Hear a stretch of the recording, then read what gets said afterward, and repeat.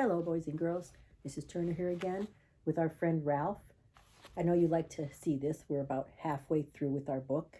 We're going to start chapter 5 in a minute, but I want to just do a quick review on Ralph. First thing he did was leave the Mountain View Inn.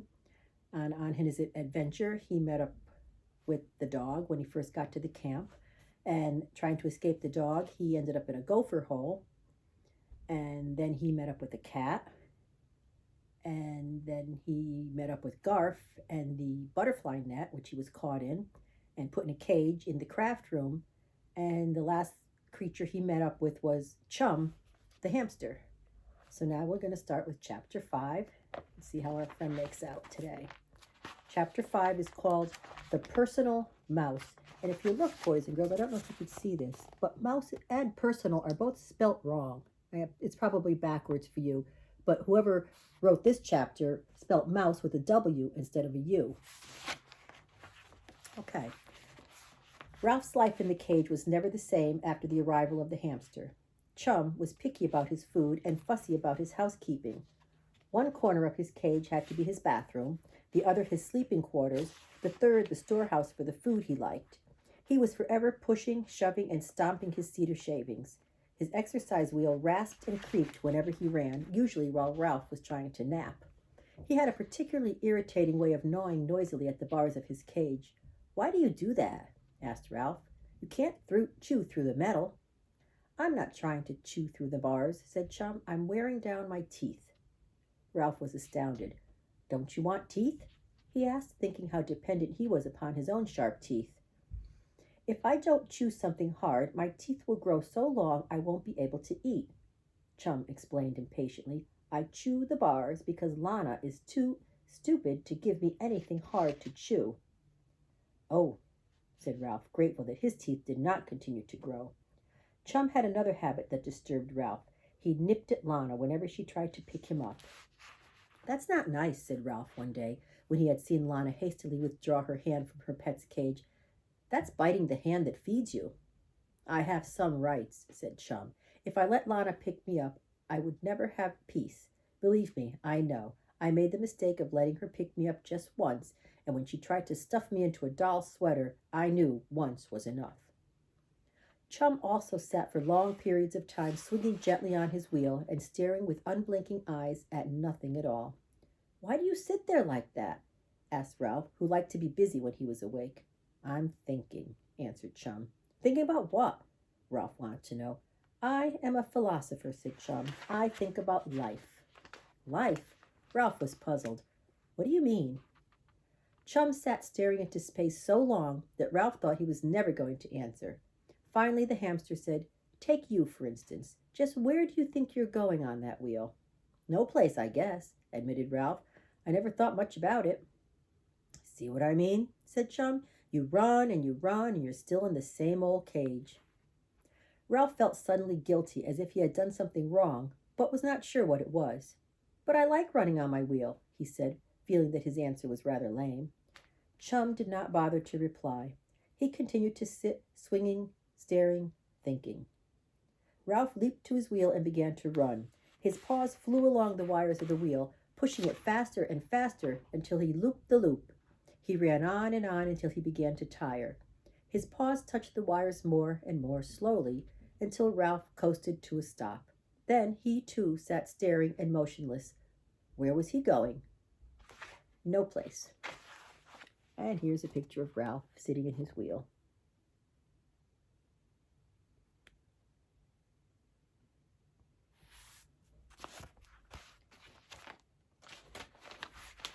No place. That was where he was going. No place at all. With so many people feeding him, he was not even sure who owned him. Perhaps when the camp closed at the end of the summer, he would be turned out to the mercy of Catso and all those kittens. Drat Chum and his talk about life, thought Ralph crossly. He had spoiled all my fun. Ralph had still another habit disturbing to Ralph. Whenever his owner approached him with a bag of sunflower seeds, Chum suddenly appeared to change from a grouch into an agreeable pet.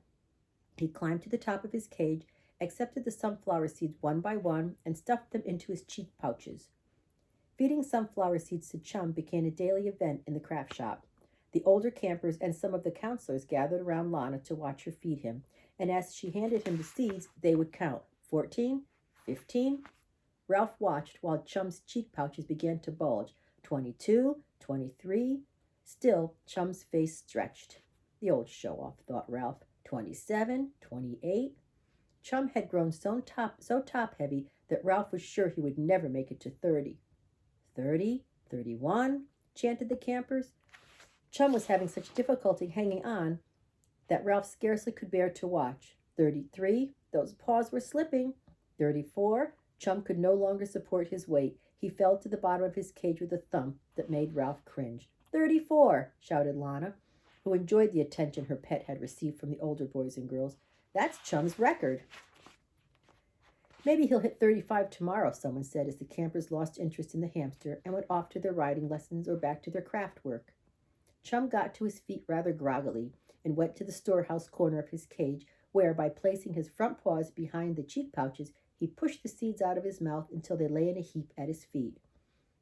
Ralph was disapproving of the whole performance. That's quite an act, he remarked. Doesn't it hurt when you fall to the bottom of the cage? Sure it hurts, said Chum, as he pushed out the last sunflower seed, but it's worth it. Just to show off? Asked Ralph. No, stupid, said Chum, for the sunflower seeds. Sunflower seeds that I don't have to pick out from the lot of alfalfa pellets. I perform, she pays off in sunflower seeds. That's the way it goes. Yes, but you get hurt, said Ralph. I hate alfalfa pellets, answered Chum simply. Ralph's turn came after lunch when the campers were in the dining hall singing a song that they obviously enjoyed, but that Ralph found frightening. Bill Grogan's goat was feeling fine. Ate 3 shirts right off the line.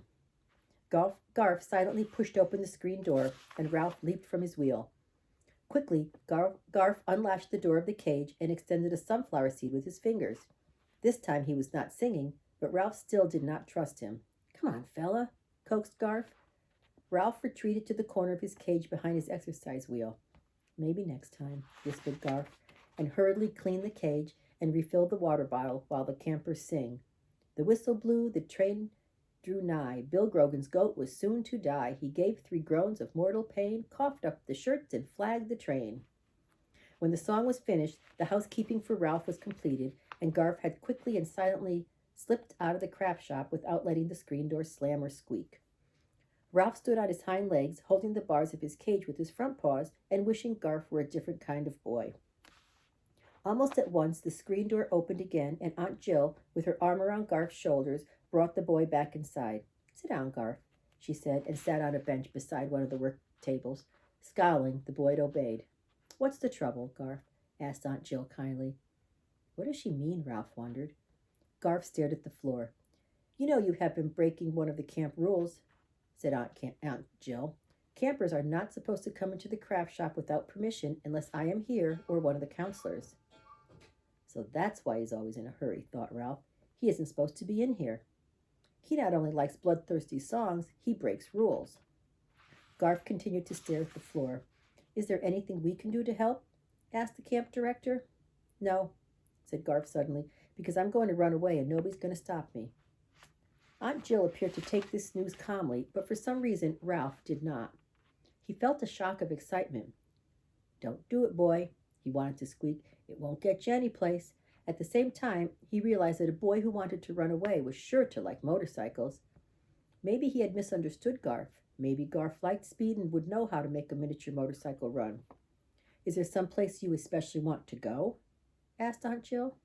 No, said Garf, just away. Aunt Jill looked thoughtfully out the back window towards the barn and the riding ring before she turned to Garf and asked, What do you want to do? What do you really want to do? Ralph gripped the bars of his cage and waited for the boy's answer. Catso's paw appeared through the hole in the screen door, but the human beings did not notice. Ralph watched and listened. The hole in the screen had stretched another half-inch. Garf picked up a scrap of plastic left over from someone's lanyard and twisted it around his fingers. I could tell you one thing, he burst out. I don't want to braid any stupid lanyards. I've braided lanyards in Cub Scouts. I've braided lanyards at the YMCA. I've braided lanyards in the park during the summer. And I've braided lanyards in the after-school recreation program. Nobody needs more than one lanyard, and I'm fed up with lanyards. After this outburst, he sat staring at the floor, and when Aunt Jill remained silent, he went on. And I want people to stop feeding my mouse. I caught him, and he's my mouse. That's good, thought Ralph, because if he runs away, he might take me, and then maybe I can escape and find my motorcycle again. I think that can be arranged, said Aunt Jill. You've told me what you don't want to do, and what you don't want other people to do. Now tell me what you want to do. And here's a picture of Aunt Jill talking with Garf.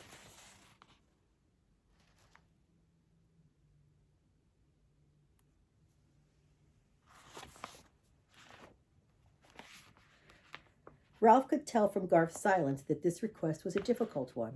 Aunt Jill seemed to have plenty of time to wait while he thought. Outside the craft shop, some boys were gathering bamboo husks to float in the irrigation ditch. Ralph watched to see if they might uncover his crash helmet and motorcycle, but they did not go that far, to the far side of the bamboo. Well, began Garf and stopped. Aunt Jill waited. So did Ralph, who noticed that Chum was also listening.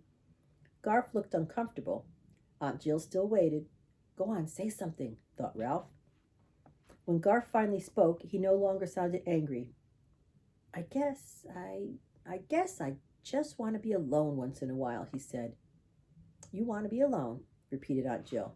Yes, said Garf. At home, I have to share my room with my big brother, who gets the top bunk and keeps his weight-shifting stuff all over the floor. And every time I go out of the room and shut the door, he comes in and starts playing those records I don't like. And after school and on Saturdays, it's always Scouts or the Y or supervised recreation on the playground. My mom and dad say city kids have to be kept busy, and then they send me here. So they sent you to camp, said Aunt Jill, encouraging him to go on. And you come into the craft shop to be alone? Yes, said Garf. I don't like to sit around after meals with a bunch of kids singing You Are My Sunshine. But you come in here and sing about rabbit banging mice on the head, thought Ralph. I don't like singing with other people, said Garf, because I can't carry a tune. I know I sing funny, and I don't like people turning around and staring at me. Nobody cares whether you could carry a tune or not, said Jill. But if you don't want to sing, you don't have to. And we all need to be alone sometimes. For the first time, Garf looked at the camp director. And I know something that might help, Aunt Jill continued. See that clump of bamboo over there? Anytime you feel like being alone, you may go sit behind that bamboo as long as you wish. Garf looked at her as if he wanted to believe her. Remember, Garf, said Aunt Jill, it is possible to be alone in your thoughts even when there are others around. She rose from the bench where she and the boy had been sitting and found a piece of cardboard and a felt pen from the supply shelves. Now, about your mouse. You take this pen and you make a sign saying this is your mouse and no one else is to feed it. I'll sign it to make it official and we'll tack it up over his cage. Garf did not say anything, but he took the cardboard and the pen and settled down at a table to work. He found a ruler and marked straight lines on the cardboard to guide his printing. He worked a long time, ignoring the lanyard braiders, mosaic makers, and insect collectors who came and went. A few people paused to see what he was printing, but no one disturbed him. Ralph sat quietly watching as the sign progressed. Sometimes Garf paused to whisper rhymes to himself. My, try, pry. Pow, how, mow.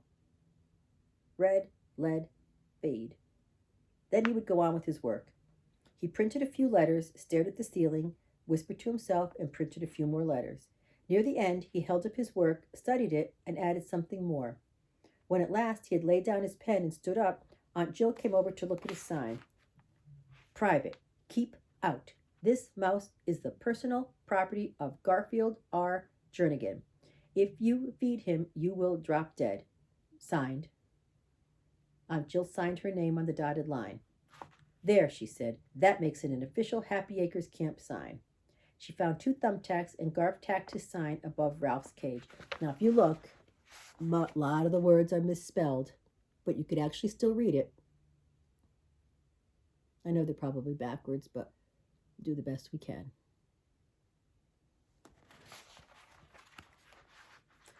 For the first time, Ralph saw Garf grin, and when the boy left the craft shop, he did not sit behind the bamboo as Ralph had expected. He stopped to watch some campers who were jumping and bouncing on the trampoline under the direction of a counselor.